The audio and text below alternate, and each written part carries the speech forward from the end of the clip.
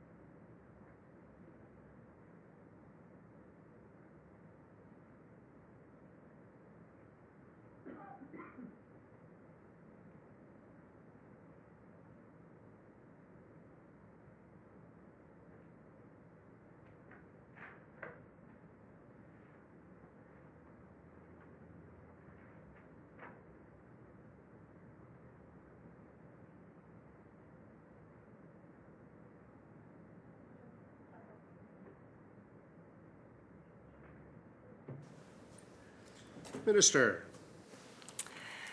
Thank you, Chair. Again, there are standardized tools in place that are applied, but we need to remain flexible. I refer back to the catalog of services that I mentioned earlier that lists that there are, the services that we provide include respite, community inclusion activities, day support services, home share, supported living.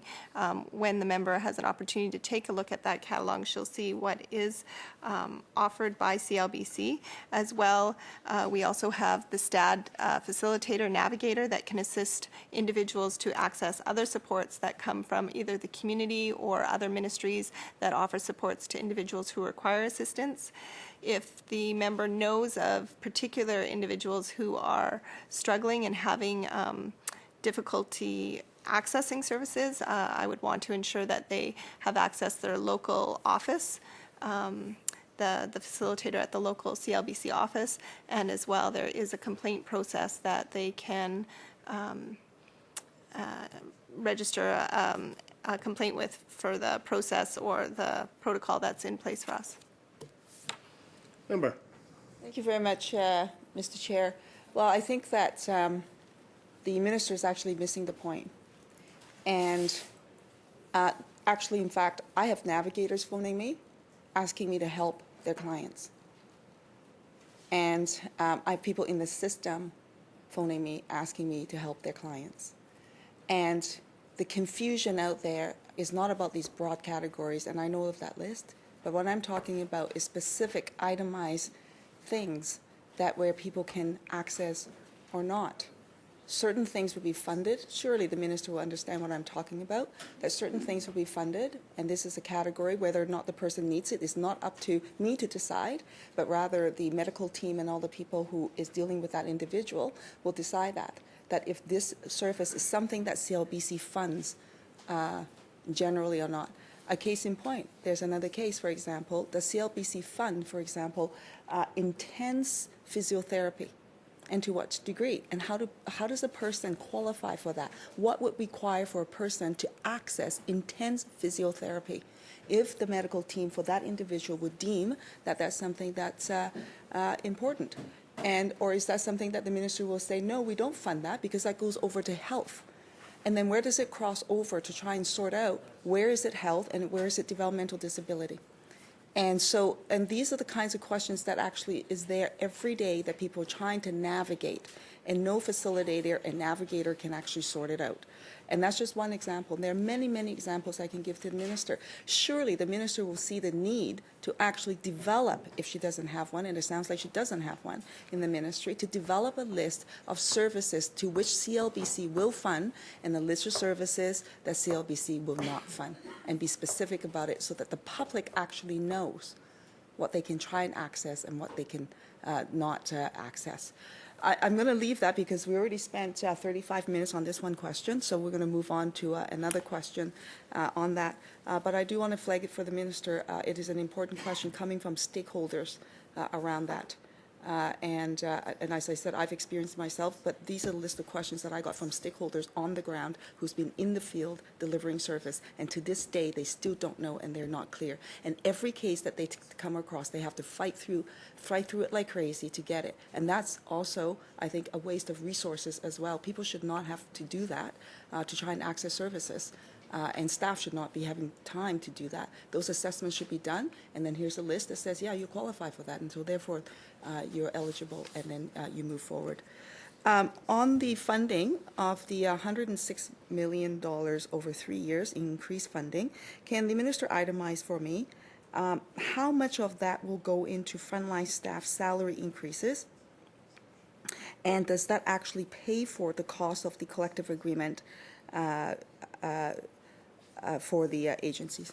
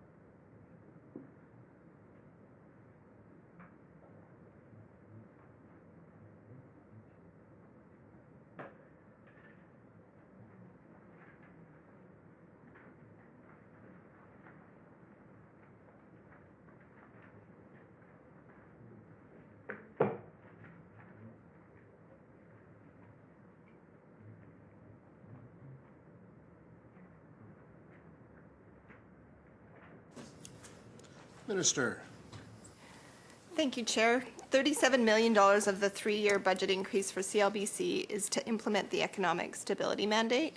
$4 million will be for the 2015-2016 budget year, $11 million for 2016-2017, and $22 million for the year 2017-2018.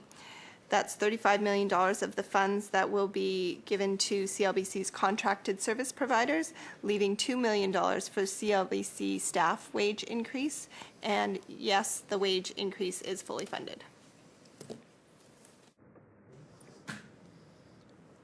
Member. Thank you. Well, actually, I have a note here, and maybe then the minister can explain the discrepancy for me. Inclusion BC states that the $37 million for frontline staff salary increases, while appreciated, but do not reflect the actual costs of the collective agreement nor the recruitment and retention issues resulting from low wages in the sector. So the minister just said that that money actually pays for all the increases in the collective agreement. And Inclusion BC, the minister will know, is a broad agency with many members within it in the CLBC community. And they say that they have to actually stretch every dollar to ensure maximum impact, and feels that, in fact, the dollars allocated in spite of the increase is insufficient. So maybe the minister can explain to me why there's a discrepancy then.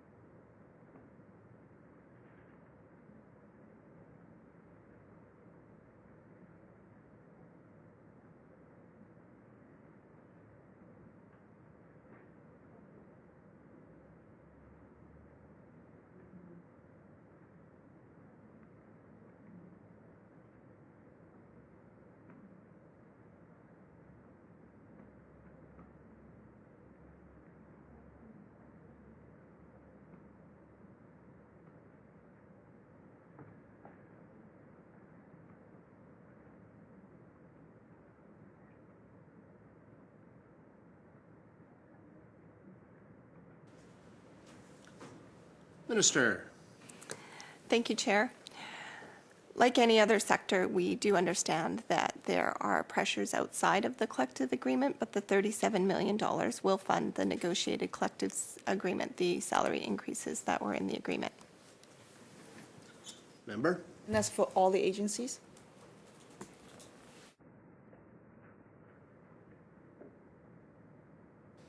Minister.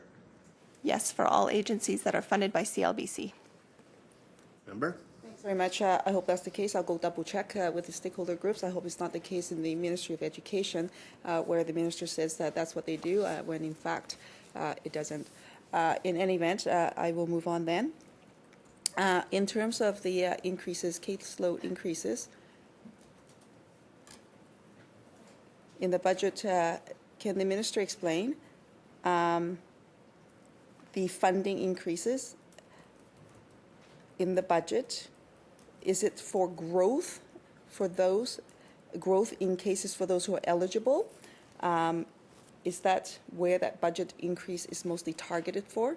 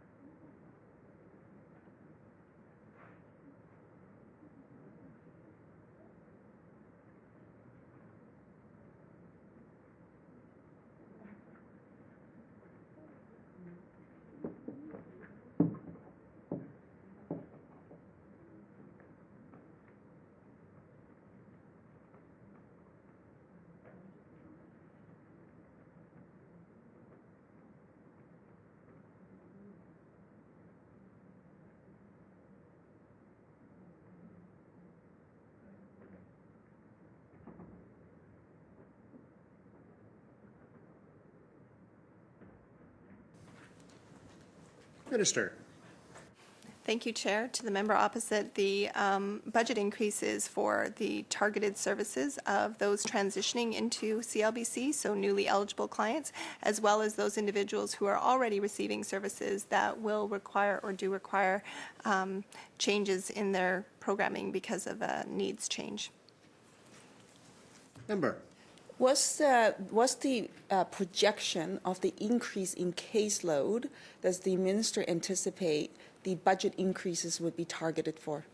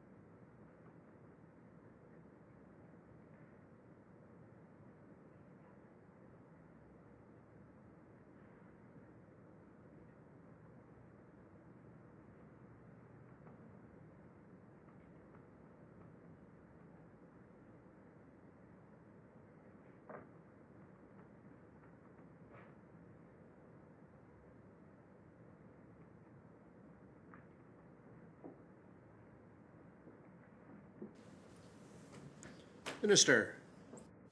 Thank you, Chair. The projected increases for 2015-2016 to the caseload is approximately 2,100 individuals with developmental disabilities and 200 individuals who qualify for the Personalized Supports Initiative, and that includes both new and existing clients. Member. Thank you very much.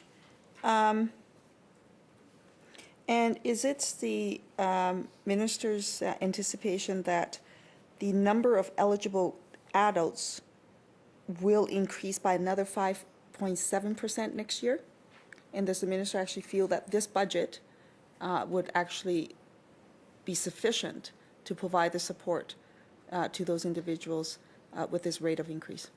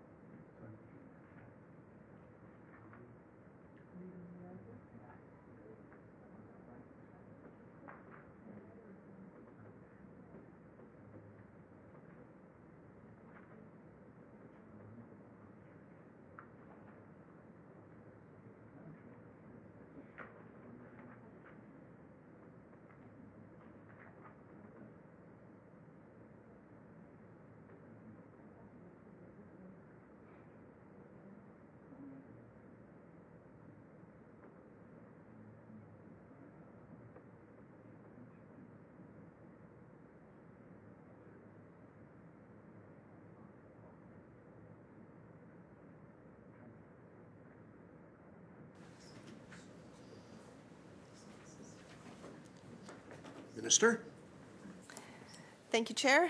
The money received by CLBC definitely goes a long way, and yes, the forecast currently is 5.7%. I must add that CLBC and the Ministry continue to look at ways and continue to work together to ensure that the service delivery and demand is addressed in a measured and responsible and sustainable manner. Member. Isn't it the case that the lift in the funding does not match the rate of increase in terms of service demand, and as is noted actually in the service plan?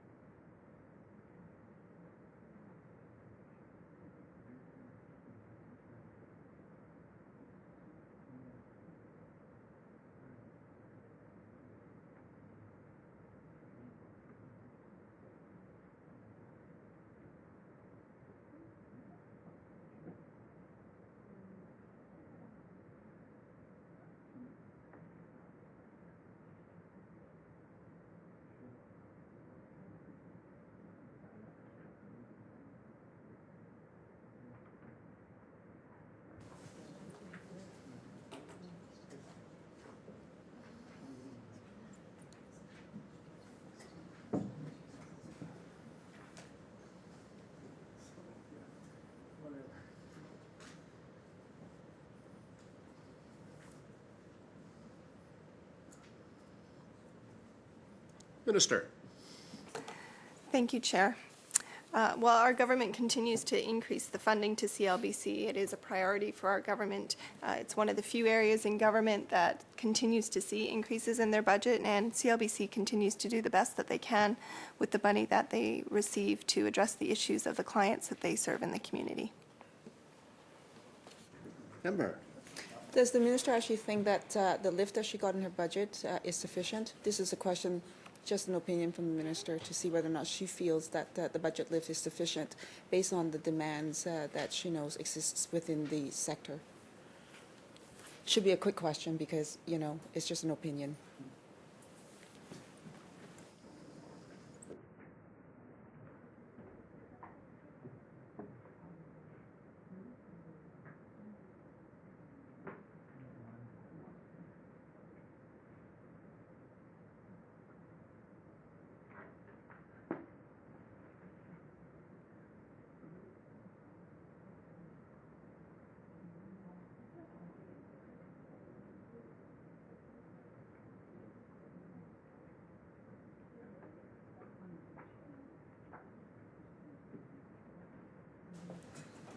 Minister. Thank you, Chair. To the member opposite, I actually believe that CLBC continues to do the best work that they possibly can with the money that they receive in the community to support the individuals that they do in the communities around British Columbia. Member. I believe that the minister is not going to answer my question because that wasn't the question that I asked. I'm sure everybody's trying to do the best that they can. There's no question. People always work really hard. I don't doubt that for 1 minute. But the fact of the matter is, though, the budget in CLBC, even with the lift, is insufficient to provide for the supports that is needed in the sector. And we're talking about people who have developmental disabilities, families are struggling, and is stretched every single day. And so I'm simply asking an opinion from the minister whether or not she feels that the lift from her government is sufficient to meet the needs of the community. And she's not answering that question. And she's refusing to answer the question. The message box that she gets does not actually answer the question. And so then let me try it this way with the minister. My question to the minister is this. The requests for service lists for each of the region, each region gets a list of service list requests. I wonder if the minister can provide that information to me. What does each region's requests for services list look like?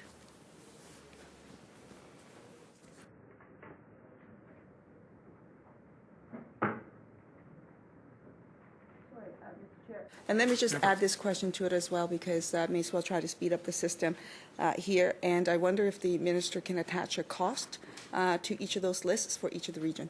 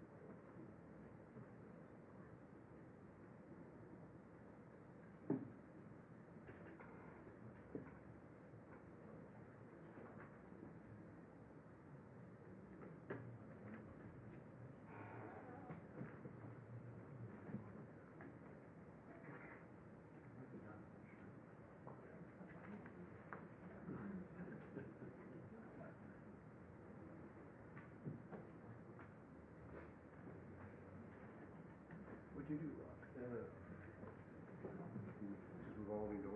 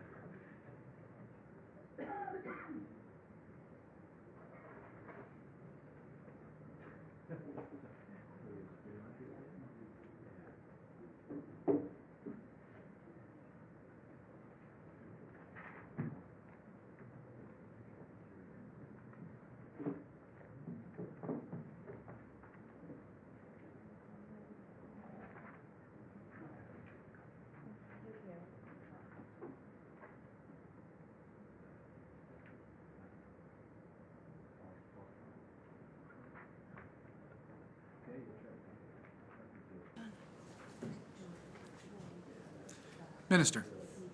Thank you, Chair. Nice to see you. Welcome. To the member opposite, just clarification that the request for service list is just a list as part of the planning with individuals used by facilitators when they're meeting with their families, working on the planning for the individual. It is a tracking tool. It's not a costing tool. It is ever changing and dynamic as people move through the system and around the province. Member. Well, one of the things that's important to note, I think, is this. We were talking about insufficient support in the budget for the Community Living BC community. And with the increase in demand, with an aging population, with people coming into the system, and complex situations. And the process is such that people go about putting forward their request for services. So a list is developed in each of the regions, and so it gets put forward, and a support allocation score and so on is developed. From what I understand and how people feel in the system is that often the request gets whittled down further and further and further. And for the purposes of budgeting, one would assume, though, that when you get these lists, these requests come in, that you would actually have an estimated cost of the request for service list, what that would be. If you don't have an estimated cost, you don't really know whether or not you're going to meet those needs, do you? You have no way of projecting. So I'm wondering whether or not the ministry, if they actually have any projections then as opposed to actual costs of what those requests for services lists in each of the regions might look like.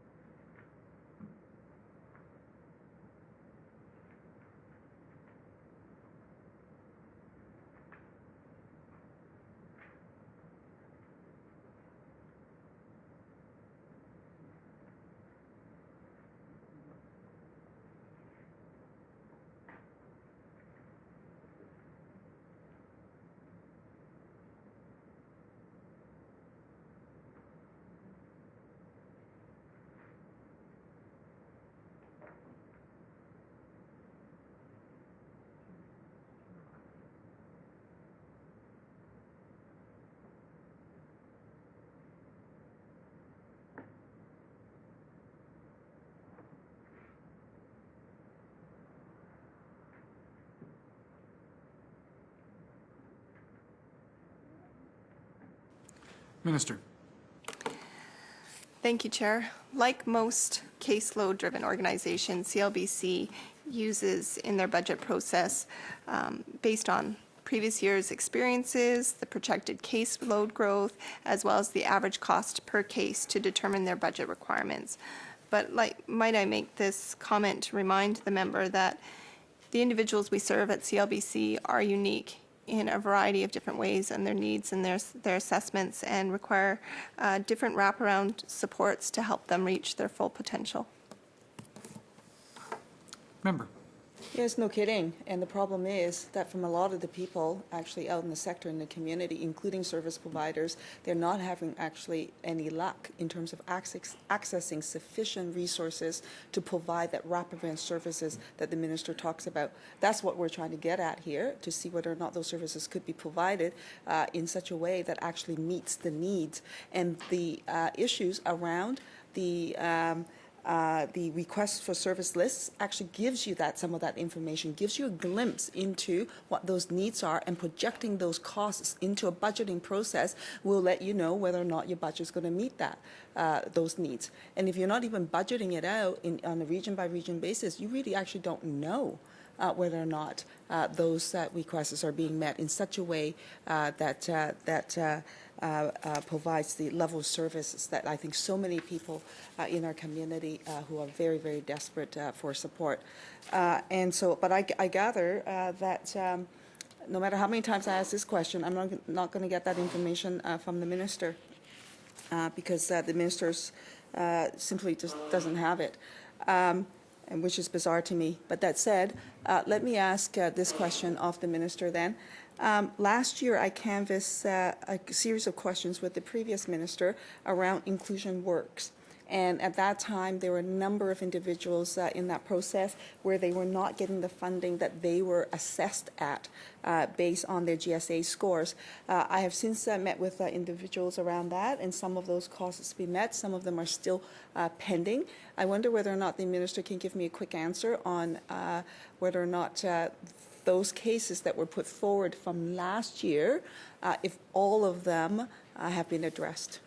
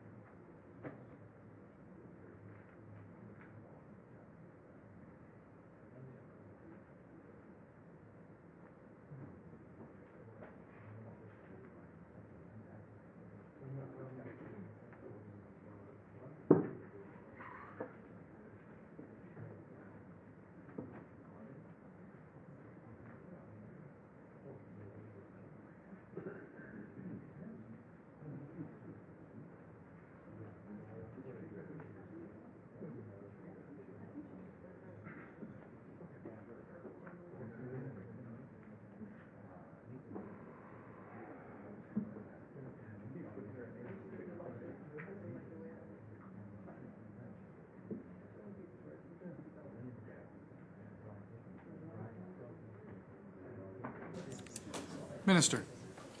Thank you, Chair. We have been able to increase the supports for the Inclusion Works group, and we continue to work with the group to expand this model of service that they provide in the capital region. Member.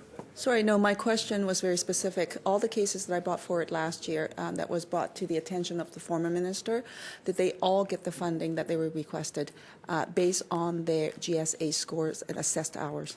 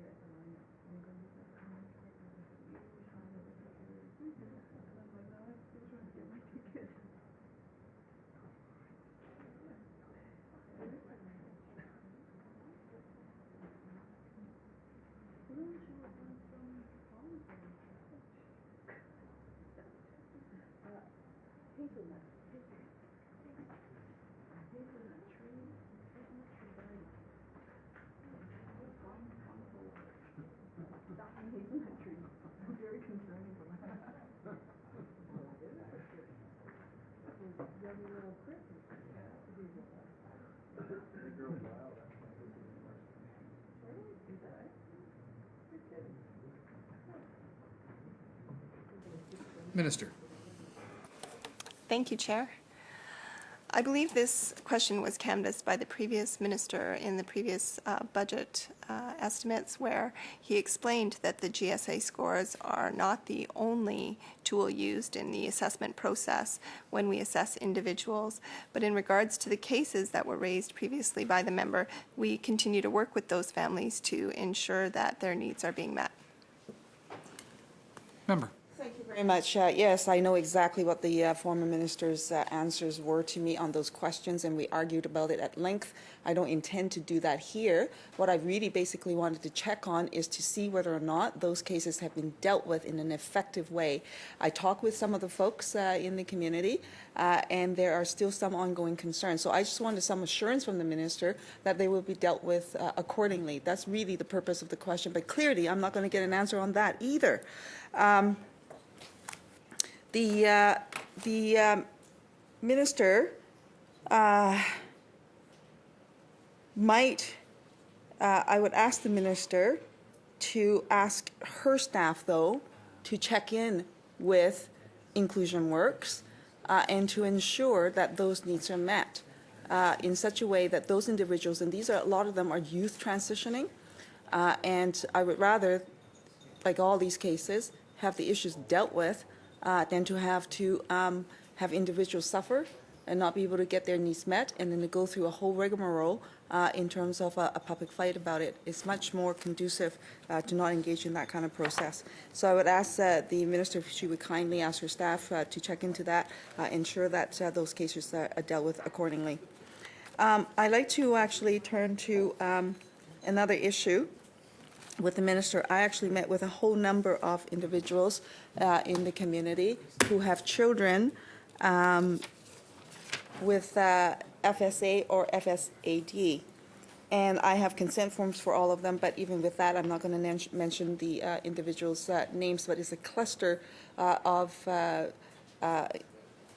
issues with the community. And it actually brings up a number of common threads when you look at these cases individually. The families have came and met with me, have led the charge for a program called VitaLink, based in Abbotsford, which is jointly funded by Clbc, BC Housing, Fraser Health, and MSDI. And after 2 years of hard work, many more years of advocacy from this particular individual, the cases of at least 1, 2, 3, 4, 5, 6, 7, a number of different individuals, they're all unique, and each of the families have struggles with service provisions, which include poor transition from services provided by MCFD, poor collaboration with health services, with Fraser Health Authority in all of the cases. Problems with representation agreements with service providers not aware of the unique challenges individuals with FASD face, and money going to service providers even when services were no longer being provided, or money being scraped off the top of PWD payments for these individuals. And both the 10-year plan on FASD from 2008 to 2018 and the Personal Supports Initiative, PSI, introduced in 2010, were supposed to bring positive changes to the sector, but both have failed to live up to their aims. And according to one parent, this is what they say. They call things like the 10-year plan provide, quote, false hope, end quote, for families. Worse still for government than simply admitting in the first place that they don't know what they're doing. So this is a group of individuals who have children who have been diagnosed with FAS or FASD, and some of them, many of them are transitioning, and things have actually fallen through the cracks for them, and horrible, horrible things have happened to the families, and the struggles that they are going through is unbelievable. It's absolutely unbelievable. So I'm going to cluster these questions to the minister with the common threats that have been identified for these cases with youth with FAS and FASD. Can the minister advise what sort of training or specialized training is being provided to the staff within the ministry to deal with family members with FAS or FASD?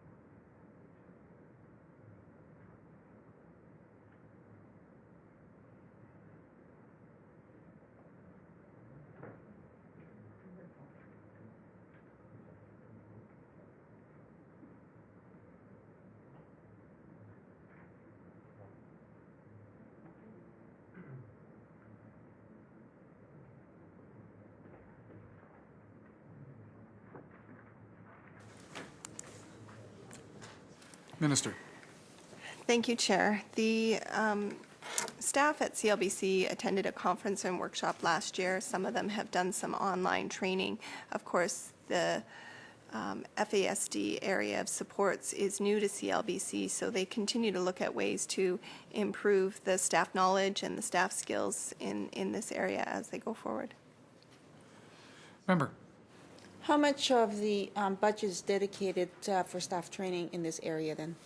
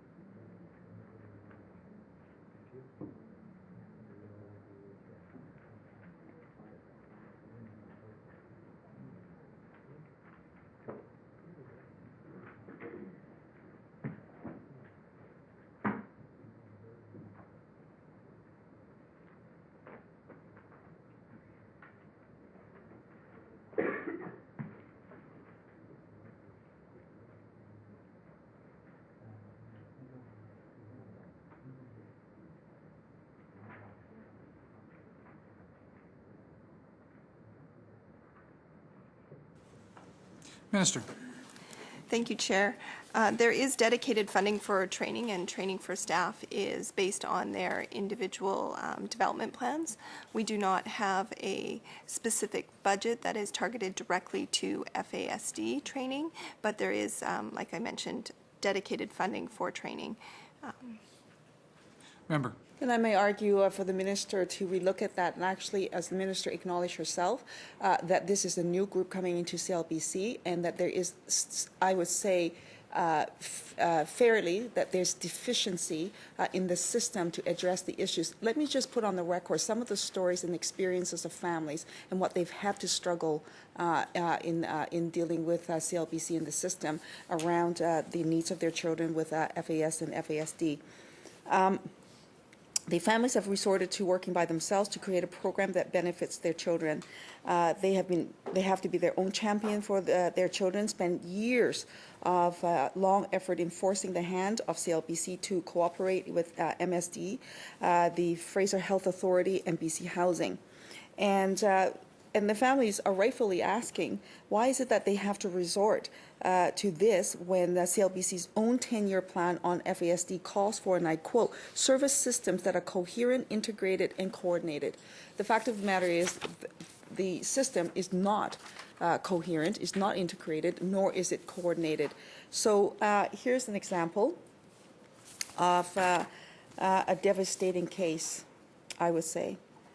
And in a lot of these instances, individuals also have complex issues as well, and other issues that they're coping with.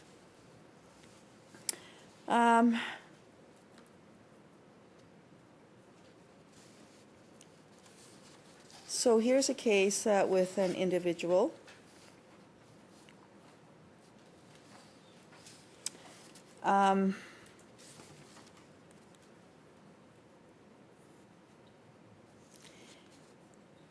They have been dealing with a situation where there's no programs in BC for individuals with FASD and addiction issues. So it's a complex issue. Home share is not a good model. Individuals are uprooted and forced to assimilate into a completely new culture and environment. And they say that more funding is needed to support from CLBC for programs that work. And in this instance, the individuals own the house, and they choose what they want to eat, what activities they want to do, and this gives them a sense of ownership and independence. So in this instance, they're citing an example actually from Alberta where they have programming in place, and they're asking, why is it that the government is not able to provide some of those services in that context? They also have 24/7 highly trained staff to provide support to them. And here in British Columbia, in many instances, the families do not have access to those kinds of services. So in a specific case, this individual is struggling because health authorities are saying that she has a developmental disability and CLBC should take care of it. CLBC says that she has a mental health issue, and so nobody wants to take responsibility for it, and people are now falling through the cracks. We have experiences from the family where they say that CLBC's resistance at the top end don't give more support to them, and then consequently those families are just stuck in a place where there's no resolution. Last year in estimates, I brought up this issue about coordinating between ministries so that people can actually get services across ministries.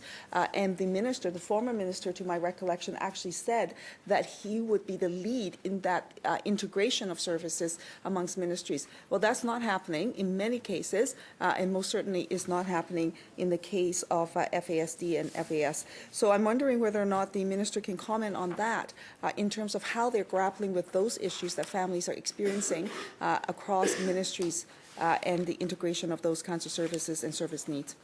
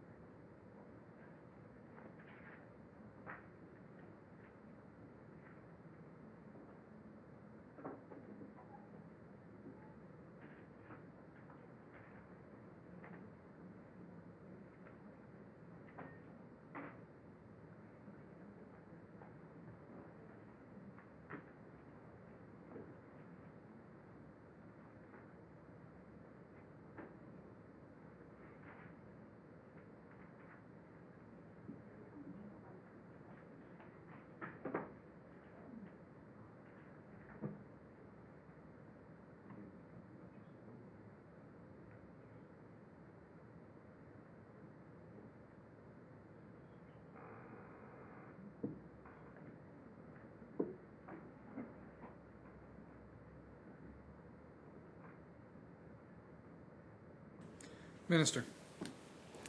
Thank you, Chair. There are cross-agency collaborations that are working. There has been a partnership developed with community mental health supports as well as with housing. But if there are specific cases that the member would like me to give particular attention to, it'd be better, I'd be in a better position to assist if I had that information, as well as those cases can be referred to the Integrated Service Support Team under the Services to Adults with Developmental Disabilities, the STAD program. Thank you very much. I think the point that I want to make with the minister is this. It's not about just advocating on a case-by-case basis. I get that, and I do that regularly as an MLA and as a critic. And my point here is this, that I want the system addressed in such a way that people don't have to do that. And time again, we're dealing with people who are most vulnerable, people who are struggling, people who need services, and they have to navigate through the multiple ministries who keeps on saying, not me, go to someone else. They always find a reason why they're not the people who's responsible. When clearly, actually in other jurisdictions, what they do is they bring in all those ministers together and they don't get to walk away from it. And then it gets done and the services get delivered. And the problem here is this, that it doesn't get done here in British Columbia and the services don't get delivered. Yes, I get it. I can bring forward a case to the minister and goodness knows I do that on a regular basis with ministers. But what I want to see is a system change, not just a case-by-case change. And that's what it should be. And I hope that the minister will concern herself in that regard. I know she says that it works sometimes, but it works sometimes, true, but it also doesn't work a lot of the times. And that's the problem. That is the problem. So let me just put this case here for the minister by way of an example. I have an individual whose daughter is diagnosed with FAS and FASD, and she's been put in a house where she is experiencing bullying, where people are making sexual advances to her, drug use is happening, men are being brought back to the house, and then if she says anything to the staff there, they're being demeaned. This is the real example of someone who's experiencing that coming forward, and they're at a loss as to what to do with situations like that. Now, families shouldn't have to struggle with that kind of stuff. I'm fast running out of time, so I'm not going to go on with a lot of the cases, and I will actually put those forward to the minister at a different time. But these are real situations that's happening in the community today. Those are real situations that's happening. I'd like to ask the minister for clarification on representation agreements. When the family has a representation agreement to represent their child, does that give them authority to access information with respect to what's going on with their child's case?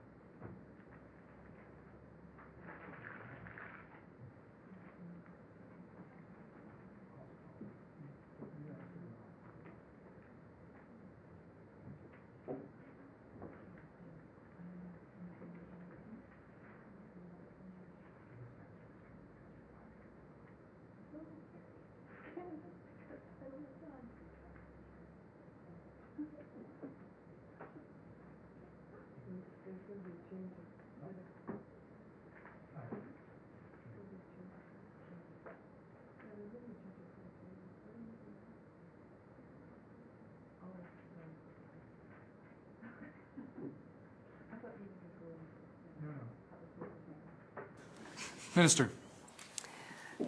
Thank you, Chair. That was actually a really good question, and I'd like to have the opportunity to consult with the Attorney General and individuals at JAG, and I take that on advisement. Member. Thank you very Very much. I know that we're fast running out of time, so this is what I'm going to do, actually put a whole bunch of stuff on the record, and I hope that the minister would agree to actually respond to these questions to me in writing after the estimates debate. This is a particular case with a woman named Christina Singh. This should be a old file for the ministry, really, because it's a process where I bring up her case, I think, pretty well every year. And so while we've made some progress with Christina, we're now at this stage where she has moved back to her family home, and with the support of other agencies in the renovations of the home. And so she's living somewhat semi-independently, I guess, but that said, she needs a lot of support. Her most urgent need right now is that she needs intense physiotherapy. And this has been an ongoing ask of the ministry. In fact, when she did get it at the outset, she had such significant improvement that the doctors thought that she might be able to walk again. But since that time, she's lost the intense physiotherapy support, and of course she's regressed in terms of her abilities. The other thing that is important for her is the skin breakdown, because she also was in a situation where she suffered major burns in her body. And so if she doesn't actually get moving in circulations with that kind of therapy, it causes a lot of grief for her in terms of skin breakdown and therefore infections and so on and so forth. Now, this is a case that I know involves not just CLBC, but also other ministries as well. So case in point, and I have dealt with this case for more than 2 years now, and it is constantly back and forth and someone else, and the pointing fingers, no matter what integrated services people that I talk to, it still sort of gets put off this way. So what we have done with Christina's case is break it down bit by bit, chunk by chunk, to move ahead certain piece of it, and then once she gets settled in that, and then focus on another. Now the piece that she really needs is the therapy, and her doctor calls it neurological rehabilitation program, which would help her reach her goal and get her independence back. And I can fully appreciate that the minister would agree with me that if that opportunity exists for someone, that we want to provide every measure that we can to facilitate that. And maybe that's a list that's not on the list of services that person might be provided, but here's a case, and I will advance the details of that to the minister at a later time. I also want to bring forward another case, and this is again a cluster of cases for individuals. And this is an old age situation where individuals' IQ is just at 70 or over. And when that happens, they're not qualified for Clbc funding. But that said, does not mean to say that they don't need support, and the kinds of supports that they get is deficient for their need. And there's a whole group of people whose needs are not being met, and they're falling through the cracks. I have literally dozens of cases of people that I've met with, and they're in that situation. And they don't qualify for supports under the Personal Supports Initiative, and they don't have means to address the current concerns. I know this is, the ministers will say, outside of her purview because it's not a qualification that they can deal with, but again, I would urge the minister to review that, to talk with her colleagues at the cabinet table, and to see how individuals like that and their families, how they could be supported. Families that are coming forward, I'll tell you this, many instances the parent or parents have been providing the support as best as they can, and they will continue to do it for as long as they live. The trouble is the parents are aging, and they live in fear every day what would happen to their children when they die. And those are the real stories. And like I said, I have dozens and dozens of cases like that. And right now, the system does not address their needs and does not provide the supports for them. And I don't think that's okay. And I would hope that the minister would agree with me on that score. I'd like to ask the minister, too, if she could ensure that I get the information on their satisfaction survey. I would love to get every detail, if I can, around those surveys. How much is it costing the system? How many surveys are being done? How is it broken down by the regions? Who's providing their services to get the satisfaction survey done? What are the questionnaires that are being put forward in the satisfaction survey? And also, what are the answers? Not the sanitized answers, but rather the answers that people actually provide to them, the raw data with respect to that, and then to get the full report on that information. I hope the minister's not going to come back and tell me to go FOI that information. This is within the ministry's purview and the work that's within her ministry. So I wonder if the minister, I'll stop here for a minute, and I have another set of questions to ask the minister, if she could commit to providing that information to me in writing after the estimates debate.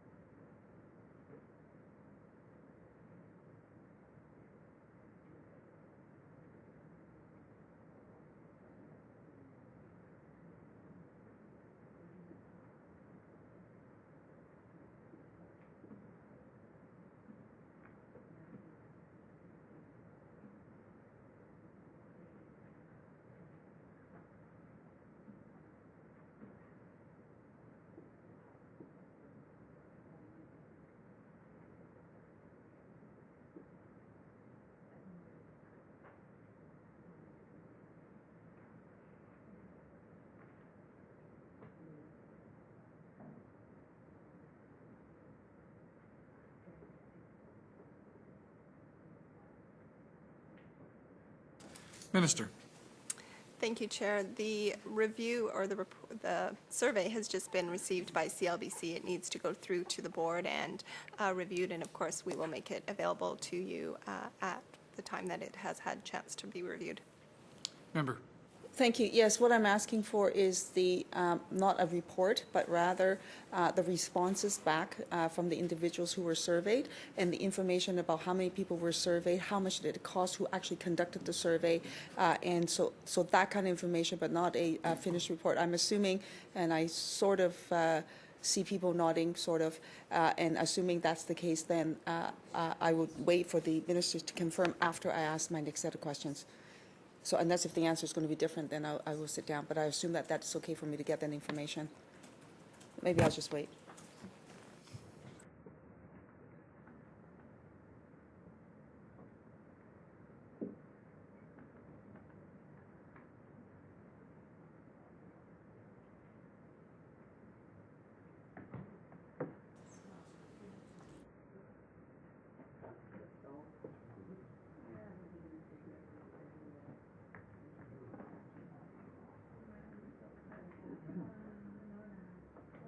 Member.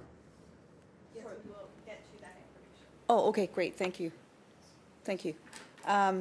All right. I'd like to ask this question of the minister. Is pertaining to a particular case, and I have the consent from the family to bring their case forward, and I'm going to name names in this instance.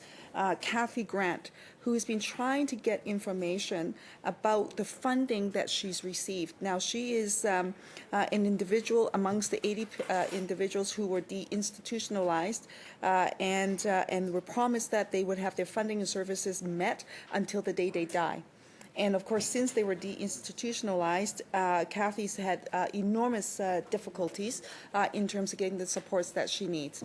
And so she's now trying to get some information on how much money or funding was she given as she was transferring from different locations.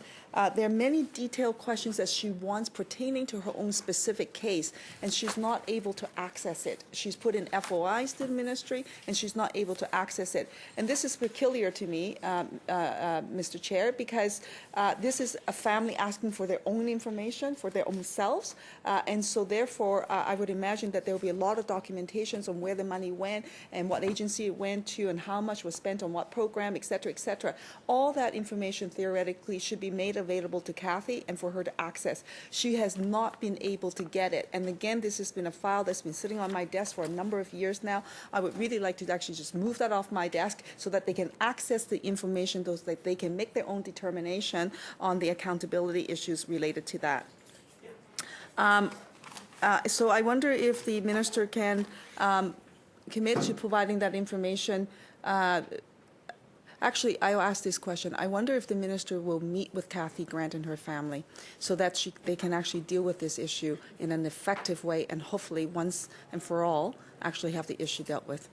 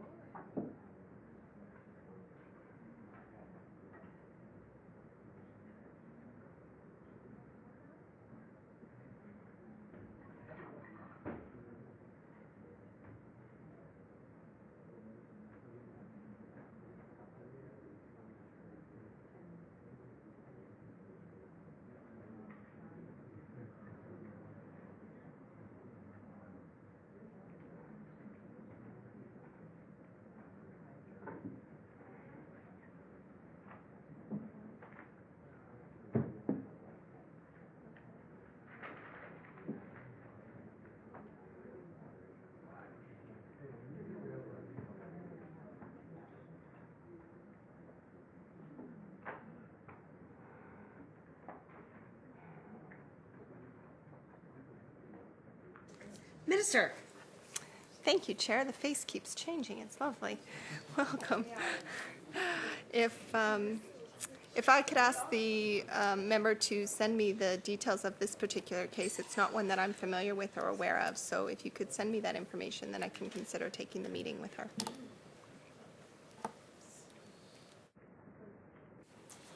Member. Thank you very much. I'd be happy to send the information, and in fact, the ministry actually has the information. It's been sent before. I'll send it again, and so it should be in the file somewhere in the system.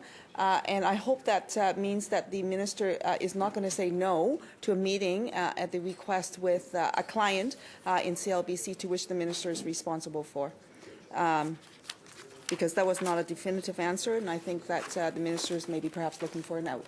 And I hope that's not the case. I hope I read it wrong, and I hope that the meeting would be granted. And I'll tell the family accordingly that I have made the request on their behalf for a meeting, and I'm sure that they'll be happy to provide the documentations to the minister, and so that a meeting could be set up.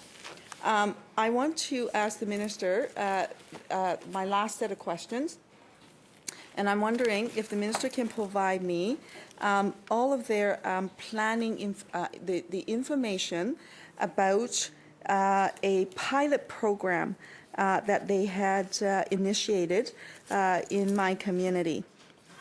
And this pilot program was meant to, and I will quote, to develop a comprehensive wraparound support program for individuals eligible for CLBC, and that this pilot project has been presented to the Board of CLBC and to the former minister, and that it is fundamentally anchored in two interdependent areas of focus: building a sustaining and intentional inclusive community, and housing individuals in a village context in one central building that offers not just housing but a home. And in particular, it is the intention of the program to house this initiative at 406-408 Union Street. And so this is the specific pilot project information that I'm looking for. So I would like to access the budget that was set aside for this initiative, how much was spent in this pilot program, what was it used for, itemized, and I would like to know who was involved in what agencies were involved in this program, how many clients were in that program, what sort of services did they receive. It does not have to provide the names, although I know who they are, but I do not need that for privacy reasons. I would expect that the minister would not provide the names, but I would like to know what services that they were given, and how much was paid in terms of the budget, the breakdown of the budget, so that we know how much was allocated for what service. For example, for the facility, how much was for the programming itself, etc., so that I would have those kind of details. And then I know that the program then switched over to the different operator, and I'd like to get the information on the when it switched over, again, the same series of information that applied to that case or to that pilot program. And if the minister can also answer the question as to is there an evaluation of this program and where is it at? In writing.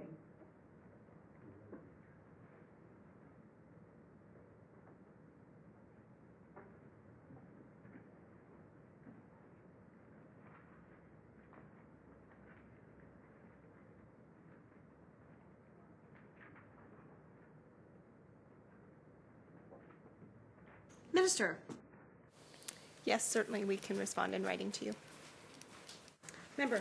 Last but not least, in terms of this pilot initiative, I understand that this model was meant to be duplicated elsewhere, and if the minister can advise then across the province of British Columbia, what other places is this pilot being implemented, and if so, if the minister can provide details to each of those programs as well.